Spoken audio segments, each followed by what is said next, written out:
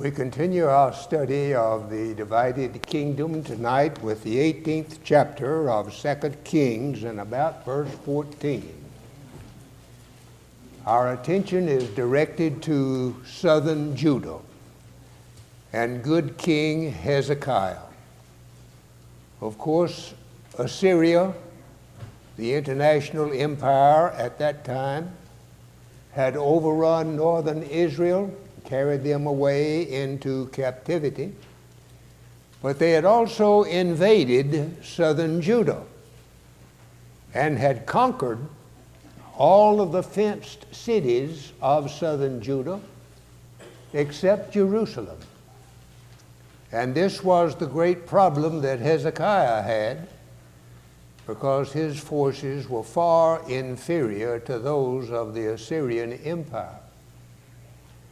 He had tried and had been temporarily successful to some degree of keeping the Assyrian king away through bribery and through gifts, but that did not last very long, because the Assyrian king was determined to take Judah and determined to take the city of Jerusalem.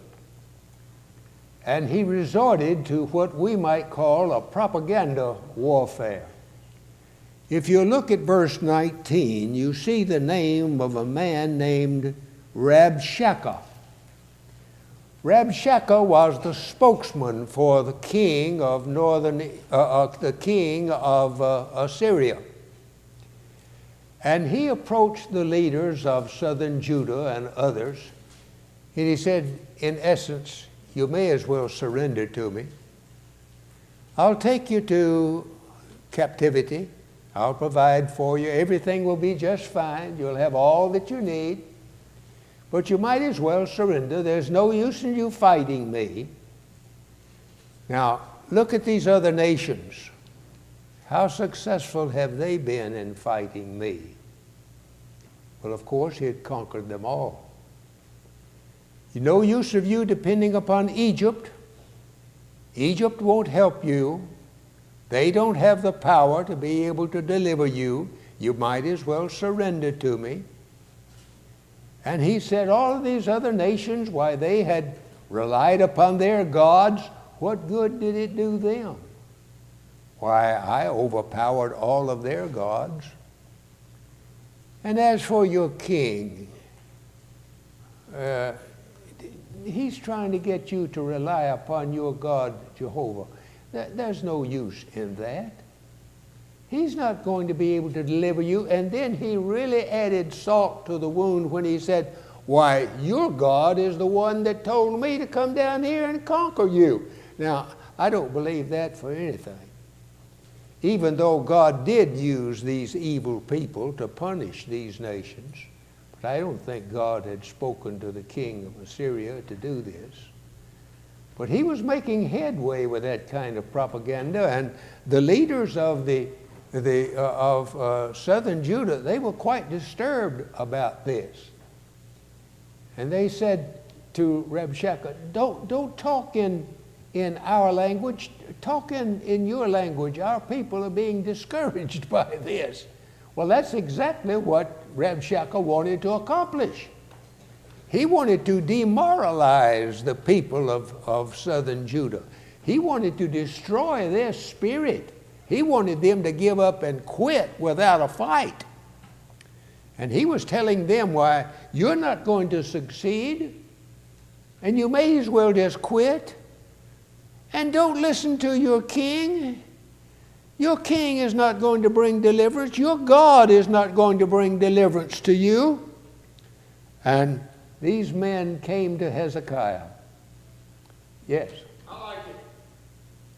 Interesting in verse 23, he said, I'll even give you the horses to fight me if you can get men to ride on them, just really belittling them. Yes, in this way, he sort of humiliated the people of southern Judah, how ill-equipped they were to be able to withstand his armies.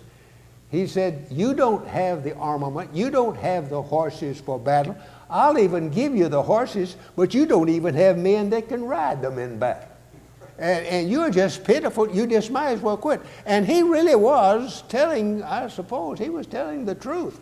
They did not have the power of themselves to be able to withstand the invasion of the Assyrian army. And Hezekiah heard this. They told Hezekiah about this, and he was greatly disturbed over it, as you can imagine. In chapter 19, when he heard it, he rent his clothes. He covered himself with sackcloth. He went to the house of the Lord. Just here I want us to notice a difference between what Hezekiah did in a time of national danger and crisis and what Ahaz did. When Ahaz was threatened, he solicited the aid of nations round about him. When Hezekiah was threatened, he didn't do that. He went to the house of the Lord. And that's going to make all the difference in the world for the people of southern Judah. But he sent Eliakim, who was over the household, Shebna the scribe, and he sent them to this great prophet Isaiah to inquire of him, what are we going to do? We've got this threat. We've got this problem. This is a day of trouble, of rebuke, of blasphemy. And he said, it may be that the Lord thy God will hear all the words of Rabshakeh. Maybe he will provide some way or another to deliver us from this. And this is the message that Isaiah sent back to Hezekiah. Verse 9. Thus shall ye say to your master, that is, they were to tell Hezekiah this. Thus saith the Lord, be not afraid of the words which thou hast heard, with which the servants of the king of Assyria have blasphemed me. That's going to make the difference right there. Behold, I will send a blast upon him, and he shall hear a rumor, and shall return to his own land, and I will cause him to fall by the sword in his own land. What's Isaiah telling Hezekiah?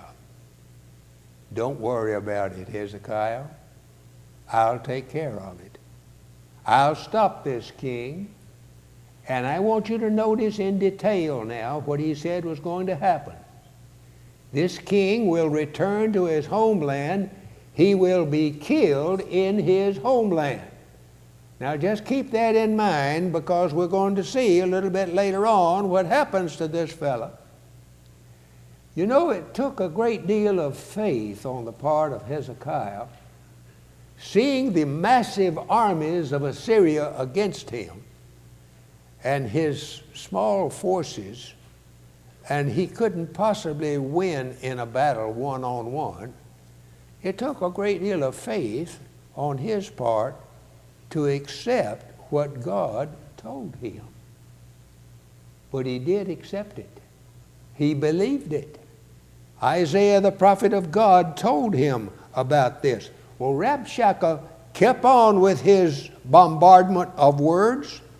He sent his messengers again to Hezekiah, verse 9 of chapter 19. He said, let not thy God in whom thou trustest deceive thee, saying, Jerusalem shall not be delivered into the hand of the king of Assyria. Behold, thou hast heard what the kings of Assyria has done to all lands by destroying them utterly. And shalt thou be delivered? Have the gods of the nations delivered them which my fathers have destroyed? Just look round about you. Who's been able to stop us? Do you think you're going to be able to do it? And Hezekiah, when he got that word from Rabshakeh, he prayed to the Lord, verse 15. He prayed to the Lord for deliverance. And in verse 19 he said, now therefore, O Lord, I beseech thee, save thou us out of his hand, that all the kingdoms of the earth may know that thou art the Lord God, even thou only. Now, here's the difference that between this particular confrontation and that which the king of Assyria had had with other nations. He had, as we see in verse 22, reproached God. Now, when he fought these other nations, they were just other heathen nations as well as him. But now he has blasphemed God. Verse 23 says, thy messengers have reproached the Lord.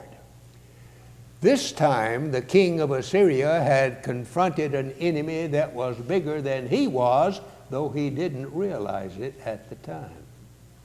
He had really bitten off more than he could chew, if we can put it in those kind of terms. He had a power against which all of his armies could not overcome.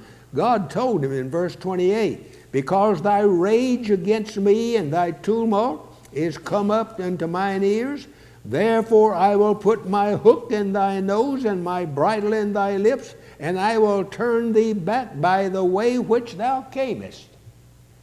So God lets him know, you're not going to succeed. Look at verse 32.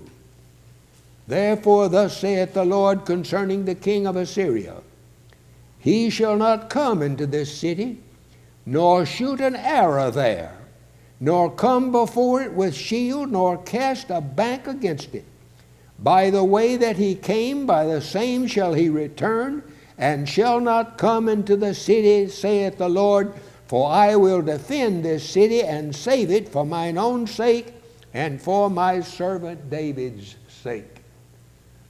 So he has assured these people God is going to deliver Jerusalem from the Assyrians. How did he do it?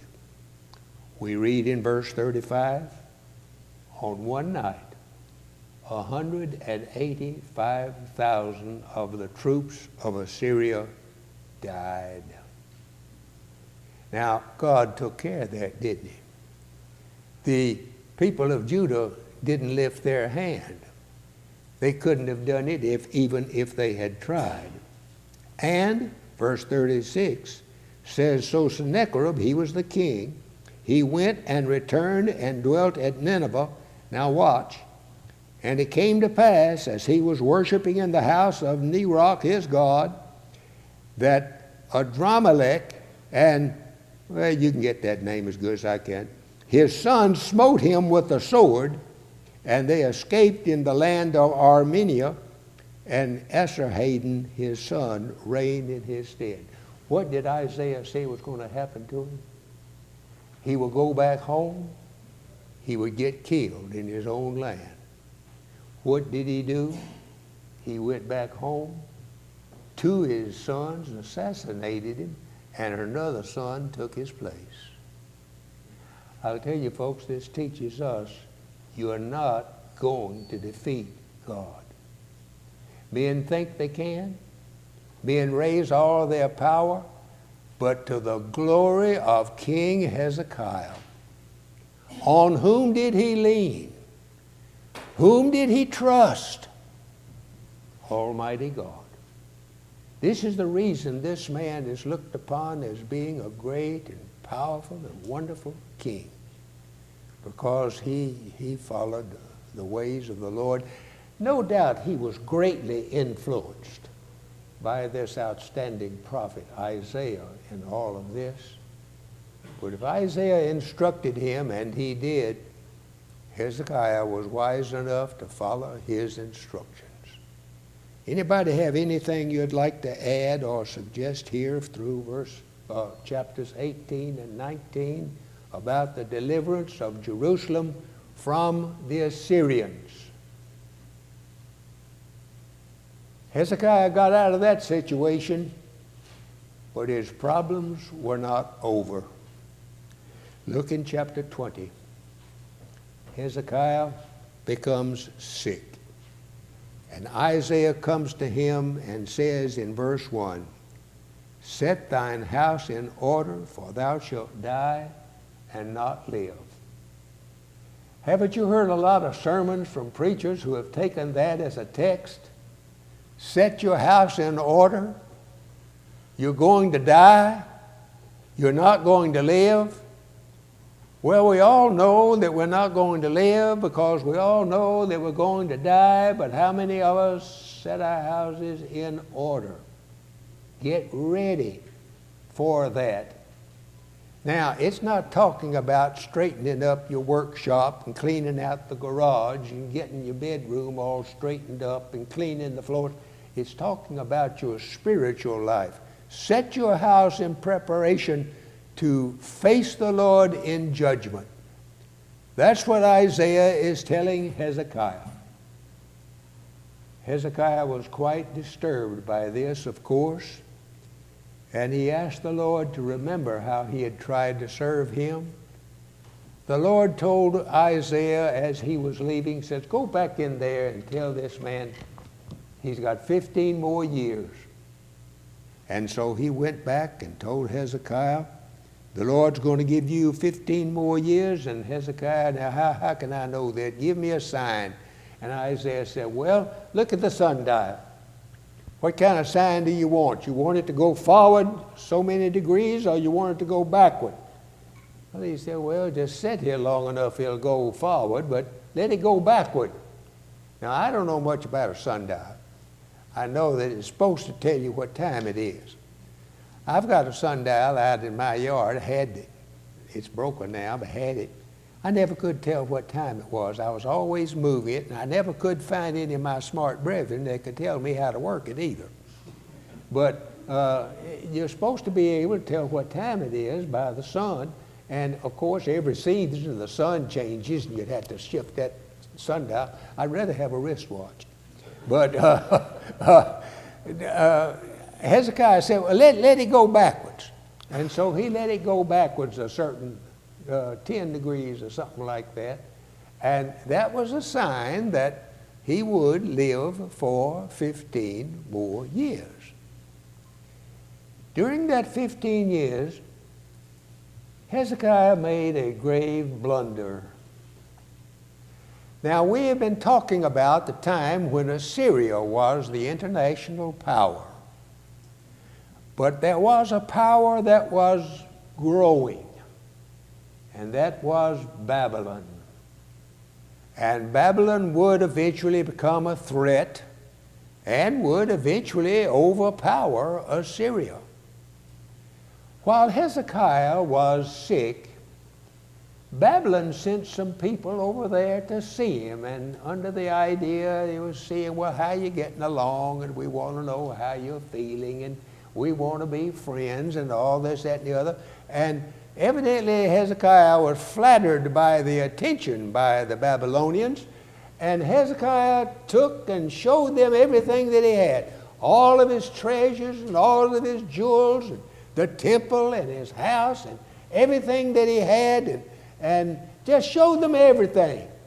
He didn't think much about it because Babylon wasn't a great power at that time. And so Isaiah comes to him and said, who came to see you? And I'm sort of paraphrasing, you can see. And he said, well, the Babylonians did. He said, well, what did they see in your house? And that's another good question he asked. What did you see in your house? If the Lord came and visited your house, what did he see in your house? Well, what did he see? Well, they saw everything. I showed them everything that was here. Now, Isaiah said, you shouldn't have done that. Everything that's here, everything in the temple, everything in your house, it'll all one of these days be carried off into Babylon. Now, Hezekiah would not have done that if he had thought there was a possibility of that. But that was a prophecy while Assyria was the dominant power and Babylon was just a small beginning power. Here's a prophecy of God, what was going to happen to southern Judah. Babylon was going to come and carry everything about Jerusalem off into Babylon. And that was a prophecy that was going to take place in the years that were to come. That was going to be the providence of God right there. What's that, Tom? That was going to be the providence of God right there. Yes, that's going to happen no matter what. You know, he done said that, and it's going to It's going to take place. And Hezekiah, he did tell Hezekiah, now it's not going to happen in your time. And Hezekiah did have a pretty good attitude toward it. He said, well, if that's what the Lord wants, all right. He's glad it wasn't going to happen in his day, but he surely must have been sorry it was going to happen in anybody's day. But it wasn't something that he would be able to prevent anyhow. So Hezekiah, verse 21 of chapter 20, he dies, and his son Manasseh reigns in his stead. Hezekiah was the next to the last gasp for the people of God to retain their land. There's going to be one more good king, but it's not Manasseh. Manasseh did that which was evil in the sight of the Lord, verse 2. Look what he did. In other words, he reversed everything that Hezekiah had done. He built up again the high places, verse 3, which his father had destroyed. He reared up altars for Baal. He made a grove, that's where the heathen would worship, as did Ahab, king of Israel. He worshiped all the host of heaven and served them. He made his, verse 6, he made his sons pass through the fire like the worshipers of Molech. He observed times and used enchantments and dealt with the familiar spirits and wizards. He set a graven image in the grove that he had made in the house, of which the Lord said to David and to Solomon, in this house and in Jerusalem, which I have chosen out of all the tribes of Israel, I will put my name forever. Where God intended for God to be worshiped, what did Manasseh do? In that very place, he sets up these false gods. Now that's the kind of king Manasseh is. Manasseh reigned longer than any of the other kings. He reigned for 55 years. As wicked as he was, you wonder why in the world God might have allowed him to reign so long. Reigning with the power that he had for 55 years, and as evil and as wicked as he was, he could do a tremendous amount of damage to the nation, could he not? All the recovery that Hezekiah had been successful in producing, Manasseh tore it all down again. Now, all this while, God had tried to get them to do, verse 8, to observe to do according to all that he had commanded them. But look at verse 9. But they hearkened not. And Manasseh seduced them to do more evil than did the nations whom the Lord destroyed before the children of Israel. And that's saying a lot. When God sent Joshua into the land of Canaan, he destroyed those nations, or was commissioned to just wipe them out, because they were pagan, heathen, terrible people. And here now, Manasseh had led his people to even be worse than they were. Now that's the state to which Manasseh had brought these people. Now notice verse 10.